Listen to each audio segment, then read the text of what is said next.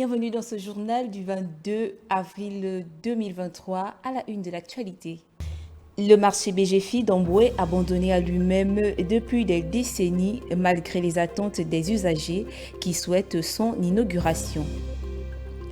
En Afrique du Sud, la pièce théâtrale intitulée The End de Lloyd, la tête est à la charge de l'artiste William Kendrick, présentée pour la première fois au grand public. Et enfin en sport, il sera question de l'élection de Bonaventure Nzingo Mafumbi à la tête de la Fédération gabonaise de boxe. Les détails dans ce journal. On commence tout de suite ce journal par un fait sociétal, mais pas des moindres. En dépit de la mise en œuvre de l'opération Libérer les trottoirs initiée par le gouvernement en 2011, le marché de la cité BGFI, situé dans le premier arrondissement de Libreville, n'est pas toujours inauguré malgré la fin des travaux. On regarde les images, elles sont commentées par Lorraine Billeguet. C'est un véritable paradoxe. Le marché BGFI d'Amboué, qui aurait coûté cher aux contribuables, est abandonné à son triste sort. Il est devenu le lieu d'habitation du gardien des lieux, situation qui déplore les commerçants. Le marché est là seulement. Est-ce que le marché est déjà ouvert? Le marché n'est pas ouvert. Dès qu'ils ont construit le marché est là, comme ça. Hein? C'est pas qu'ils ont déjà ouvert, le marché a commencé, le marché s'est arrêté. Non. Dès qu'ils ont construit le marché est là, posé là. Malgré les promesses des autorités, son inauguration n'a jamais été effectuée. Moi, je ne connais pas exactement ce qu'il s'agit. Je ne connais pas. À plusieurs reprises, les autorités sont arrivées sur le lieu. D'ici dans 2 mois, d'ici dans 2 mois, d'ici dans 3 mois, d'ici dans une semaine, le marché sera ouvert. Mais le contraire nous prouve que jusqu'alors, rien n'est fait. Au moment où les opérateurs économiques sont en manque d'espaces commerciaux, voilà une infrastructure qui pourrait solutionner en partie cette épineuse problématique d'absence de marché dans le Grand Libreville. Dans le cadre de la Journée nationale de la femme gabonaise, la visite de l'Organisation des personnes handicapées dans les différents foyers qui hébergent cette catégorie de personnes. Au centre des échanges, l'éducation inclusive et un autre rame d'accès. Les précisions dans ce reportage avec Jessica Ondjoa. Place et rôle de la femme handicapée dans le développement de Maman Gabon est le thème retenu par l'Organisation des personnes handicapées. Cette rencontre s'inscrit dans le cadre de la Journée nationale de la femme gabonaise. Écouter un peu les difficultés que rencontrent les femmes handicapées et leurs préoccupations et aussi le mode de vie de leur choix. Il y a encore des personnes dans les administrations gabonaises qui ne se rendent pas compte que l'albinisme est un handicap qui cause un certain nombre de difficultés. Le fait de ne pas pouvoir se payer des lunettes lorsqu'on voit très mal, le fait de devoir avoir la galère des taxis lorsqu'on a une peau qui ne supporte pas le soleil, tout ça, ce sont des choses qui posent vraiment beaucoup de problèmes. La Journée nationale de la femme gabonaise, c'est tout un symbole, une marque d'attention pour ces femmes vivant avec un handicap, un élan de solidarité qui rentre dans le cadre du triptyque, l'un des points du chef du gouvernement visant à être plus proche de la population. Ici, les attentes et les doléances sont nombreuses. C'était un enfant normal. Et puis, à 2-3 ans, elle a eu un accident qui lui a développé justement l'autisme. Et là, elle est autiste éveillée et elle fait des troubles d'apprentissage. Donc, elle n'évolue pas comme tous les autres enfants. Déjà, dans l'enseignement général, ça ne marche pas parce que, vous savez, il faut la patience dans des établissements que nous connaissons tous. Et donc, elle, il faut carrément l'établissement spécialisé dû à son autisme. Comme vous savez, c'est vachement cher, c'est vachement coûteux. On n'a plus Horizon Nouveau aujourd'hui, donc c'est vachement coûteux. Nous devons exister partout. C'est ce que vous, nos parents, c'est la lutte que vous menez. Et que le regard de Maman Gabon se pose sur nous avec attention et dessiner des spécificités pour nous donner des sourires permanents sur nos visages et soulager nos parents. Dans les autres pays, les familles ayant un handicapé sont accompagnées franchement. Je ne parle pas des textes de loi qui n'ont aucune vie dans nos vies, parce que ces textes de loi ne sont pas appliqués. La participation aux élections électorales, un point fort de cette visite autour de laquelle se sont succédés des échanges enrichissants. Célébrée le 17 et pour tout le mois d'avril, la Journée nationale de la femme gabonaise concerne également cette dame forte, précieuse, pleine d'ambition et capable d'améliorer et transformer la société. Nous restons dans le cadre de la journée de la femme organisée par les personnes handicapées. L'OPH s'est également rendu au domicile des femmes vivant avec un handicap dans plusieurs quartiers de la commune de Libreville. Regardons ce reportage de Jessica Andjoua. Au 5e arrondissement de la commune de Libreville, première étape des visites de proximité au domicile de Marie-Fleur Mbendom Toutoum. Ici, nous avons rencontré la jeune Renée Kombi Ibinga, âgée de 22 ans en classe de 6e. Depuis sa naissance, elle rencontre d'énormes difficultés du fait de son handicap. Tout le monde nous prend au sérieux. Une robe verte, Que d'accord, je l'appelle. nous aussi, on vivant, on vit, on vote aussi. J'ai certaines copines qui m'assènent quand je suis. Il y en a certaines qui me crachent au visage. La journée nationale de la femme gabonaise concerne non seulement la personne valide, mais aussi celle vivant avec un handicap. Comme le veut la loi Gabon Égalité, handicapée motrice Renée a également du mal à s'intégrer dans la société, tout comme plusieurs autres élèves et étudiantes. Il y a certains milieux là où j'ai envie parfois d'aller. Il n'y a pas aussi des rampes d'accès à l'UOB. Bon, à la maison, la route c'est compliqué. Là même, c'est parce que avec les petits moyens, on essaie de mettre un peu le ciment pour que je puisse avoir accès. Et c'est vraiment compliqué parce que c'est même pas toute la route qu'on a pu mettre le ciment. Les difficultés que je rencontre en milieu scolaire, c'est que premièrement, je suis étudiante, je ne suis pas boursière. Et quand je suis venue à Libreville, je n'avais pas vraiment d'endroit où habiter. Et c'était un peu difficile pour moi de joindre les deux bouts parce que je ne bénéficie d'aucune bourse. Au sein des affaires sociales, nous ne sommes pas vraiment considérés comme des personnes handicapées en tant que telles parce que la question se pose, quel est notre handicap? Le fait que je n'ai pas de mélanine, ça me cause des problèmes visuels. Je ne vois pas de loin, même avec les lunettes. La visite de proximité de Maman Gabon vient redonner du sourire et une poignée d'espoir face aux doléances des familles et aux principaux concernés, les personnes handicapées. C'est aussi l'occasion de recueillir les difficultés des personnes handicapées et attirer l'attention des plus hautes autorités du gouvernement. Investir dans notre planète, c'est le thème de la Journée internationale de la Terre nourricière, célébrée le 22 avril.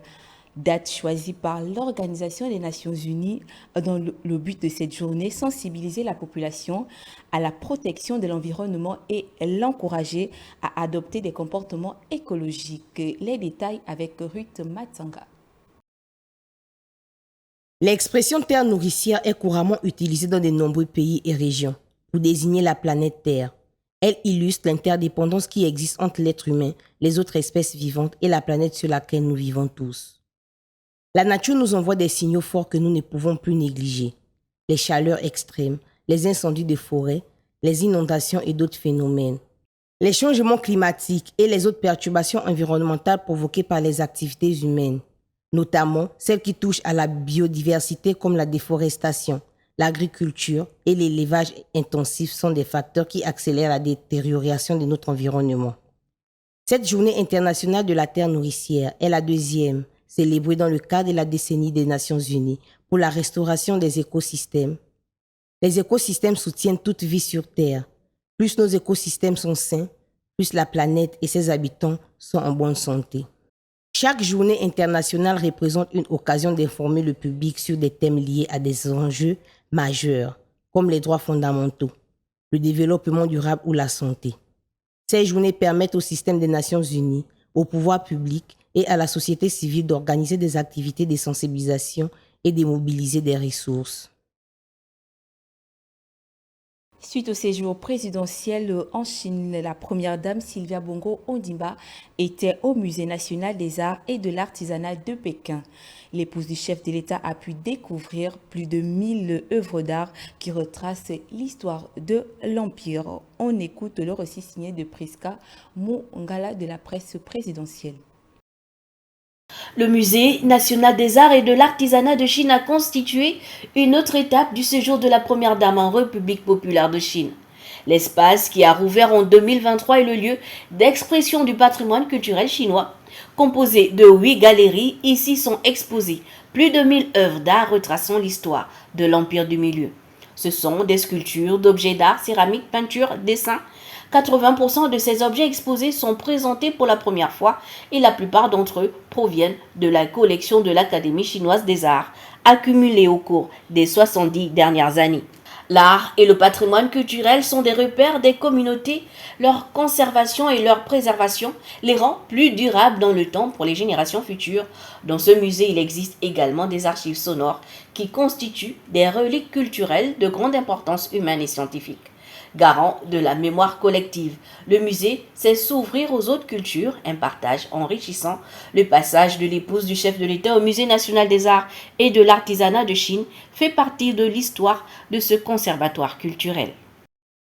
L'annulation de l'élection du bâtonnier Maître Raymond Obamsima, la décision tant attendue a été rendue publique par le Conseil d'État.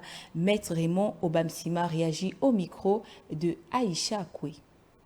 Le Conseil d'État a statué pour l'invalidation de la récente élection du bâtonnier. Élu nouveau bâtonnier le 6 janvier dernier par l'Assemblée générale, Maître Raymond Obamsima a fait l'objet de plusieurs contestations quant à sa légitimité à être à la tête de l'Ordre des avocats du Gabon. Après le résultat du Conseil d'État, nous avons tenu à rencontrer le Maître Raymond Obamsima pour avoir son ressenti. Je suis un peu surpris parce que la motivation de la décision m'étonne. Le Conseil d'État dit que l'élection est annulée pour des raisons de forme. La liste électorale n'a pas été publiée dans les délais légaux et qu'il s'agit d'une irrégularité qui justifie l'annulation de l'élection. Moi, depuis que je suis avocat, la liste électorale a toujours été publiée dans les mêmes conditions. Toujours la veille, parfois même le jour même de l'élection, sans que personne n'ait à redire quoi que ce soit. Pour devenir bâtonnier de l'Ordre des avocats du Gabon, on se réfère à l'article 66 de la loi sur la fonction d'avocat. Selon ce même article, en cas de vacance du poste de bâtonnier constaté, les avocats du barreau votent pour élire un bâtonnier intérimaire. Notre loi spéciale, encore une fois, elle a tout prévu. Donc, il y a une vacance. L'article 66 de notre loi dit qu'il va falloir procéder à une élection du bâtonnier intérimaire. Donc, je pense que c'est pour cette raison que le Conseil d'État n'a pas désigné le bâtonnier intérimaire, parce que normalement, ça ne rentre pas dans ses prérogatives. Il va falloir constater la vacance et désigner, organiser l'élection du bâtonnier intérimaire, parce que ça nous permet aussi à nous, moi qui suis là, puisque l'élection était annulée, je dois descendre de charge avec mon équipe, mais je donne à qui? En principe, notre loi est claire là-dessus. Ce n'est pas au juge de le faire. Je sais que le Conseil d'État, qui auparavant l'avait déjà fait, n'a pas oublié de le faire. Pour moi, ils ont simplement rectifié, ils se sont conformés à notre loi spéciale. Ce n'est pas à eux de désigner la liste, le bâtonnier intérimaire, il est désigné par voie élective. En République gabonaise comme ailleurs, l'Ordre des avocats est une structure fondamentale qui assure l'équilibre et la régulation de la justice, aussi bien pour les avocats eux-mêmes que pour les justiciables. À présent, hors de nos frontières, à Johannesburg, la pièce de Hilde and Lloyd, La tête est à la charge de l'artiste sud-africain William Kentridge, présentée pour la première fois dans son pays. Elle retrace la danse, les images, la parole, le chant, la musique et l'histoire des Africains pendant la Première Guerre mondiale. Une histoire qui a impressément été cachée à la postérité. Le récit est de Roland Jaco.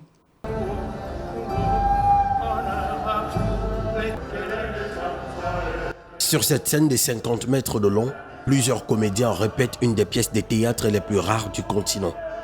The Heat and the Load, du célèbre artiste sud-africain William Kentridge, met au grand jour la véritable histoire délibérément cachée des Africains qui ont pris part à la Première Guerre mondiale. J'avais entendu parler des combats en Afrique. Je les avais mis de côté. Donc c'était un agacement à mon propre manque de responsabilité quant à l'histoire que je connaissais. Et ainsi, cette œuvre parle d'une histoire cachée, d'une histoire délibérément dissimulée et d'une histoire qui, même si elle était connue, était mise de côté. L'histoire retrace par la danse, les images projetées, la parole, le chant et la musique, les expériences pénibles de ceux qui travaillent comme porteurs, transportant des canons, des munitions, des provisions et même des navires à travers le continent. Ici, on met également en exergue le colonialisme et les relations entre l'Europe et l'Afrique. La pièce parle de la Première Guerre mondiale. Mais en réalité, la Première Guerre mondiale était une situation dans laquelle toutes les questions du colonialisme, de la relation entre l'Afrique et l'Europe, du désir des Africains d'être comme des Européens ou de ne pas être comme des Européens, étaient comprimées et exacerbées. Ainsi, regarder cet événement historique, c'est encore regarder des questions qui sont très présentes à Johannesburg, non seulement pour les Noirs, mais aussi pour les Blancs. La production a fait ses débuts internationaux à Londres en 2018, mais n'a jamais été jouée sur le sol africain après des retards liés à la pandémie de Covid-19. Comment chorégraphier quelque chose qui se déplace sur une telle distance et comment permettre aux mouvements et aux éléments qui se déplacent de ne pas être en concurrence les uns avec les autres. Car il y a des visuels, des mouvements, du chant et de la projection. Nous devons nous assurer que tous ces éléments sont chorégraphiés de manière complexe, de telle sorte qu'ils ne se gênent pas mutuellement et se complètent les uns les autres. Tutu Kasibisi dit avoir une relation particulière avec la pièce car un de ses ancêtres était mort à bord du SS Mendy, un bateau à vapeur britannique ayant coulé dans la Manche en février 1917. Lorsque nous avons réfléchi à cette période de la Première Guerre mondiale et de l'époque de l'accident du SS Mendy, j'ai découvert en faisant des recherches qu'il y avait un CBC, un ancêtre lointain, qui était également au bord du navire. Pour moi, cela a créé un lien personnel avec l'événement. Ainsi, je pense beaucoup à l'archive personnelle par rapport à l'archive africaine et comment nous pouvons assembler toutes ces pièces pour naviguer dans une histoire à laquelle nous pouvons tous participer et dont nous sommes tous responsables. Selon l'UNESCO, environ 1 million de soldats, porteurs et ouvriers africains auraient pris part à la Première Guerre mondiale. Plus de 150 000 sont morts durant ce conflit.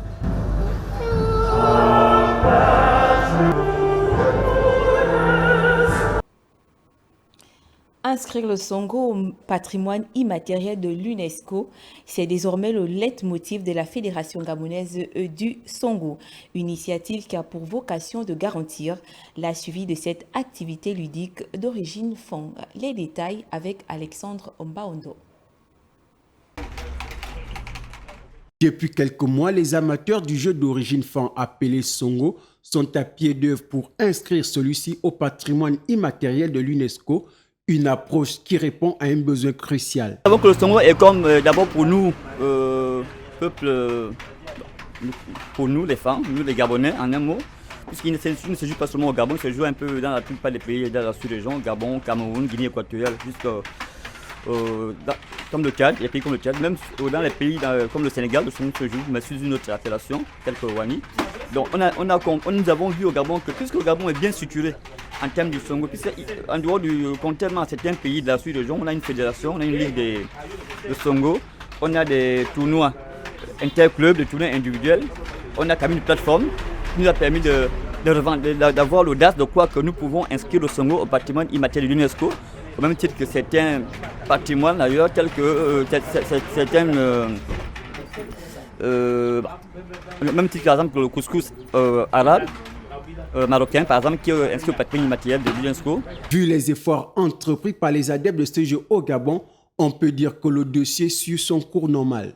Bon, les démarches sont à un niveau assez avancé. Nous avons eu récemment un travail avec les responsables et représentants de l'ICESCO au niveau du musée national. On a montré l'importance du jeu Songo, sa portée sociologique, sa portée sur le plan humain. Et on a démontré les raisons pour lesquelles nous voulons que le Songo soit inscrit au patrimoine immatériel de l'UNESCO. Aujourd'hui, nous attendons ce qu'on appelle un retour de l'information simplement. Au cas où cette entreprise aurait une issue positive, c'est le Gabon qui gagnerait. Si le Songo est reconnu comme patrimoine immatériel de l'UNESCO, il y aura des avantages de retombées assez conséquentes. Par exemple, nous savons que le Songo, par exemple, peut être inscrit aux Jeux olympiques, comme certaines disciplines.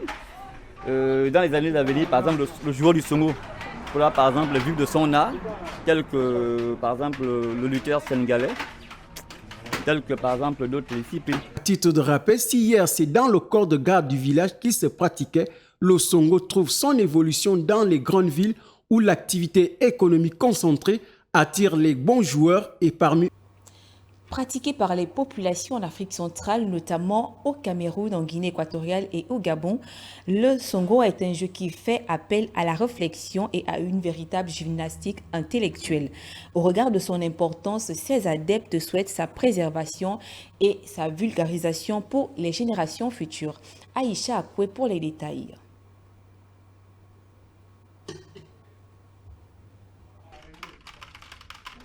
Pratiqué au Gabon comme ailleurs en Afrique, le Songo est un jeu de société faisant partie intégrante de la culture du pays.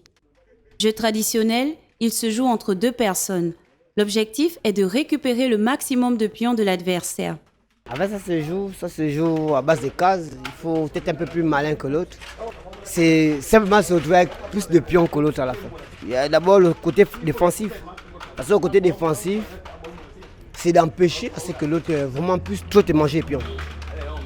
Et de l'autre côté aussi, offensif, c'est essayer de manger un peu le maximum de pions, avoir un peu plus de pions un peu dans la case d'épargne.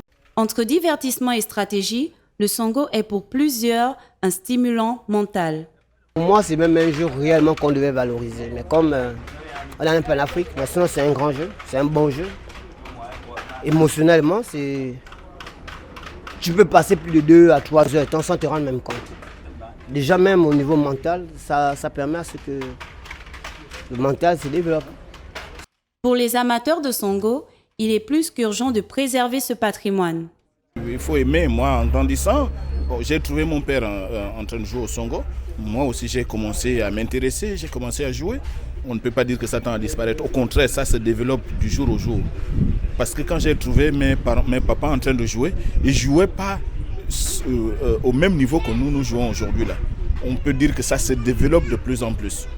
Pour rappel, il existe à ce jour plusieurs clubs et écoles qui rendent possible la vulgarisation de cette activité. Chaque année, sont organisées des compétitions interclubs par la Fédération gabonaise du Songo.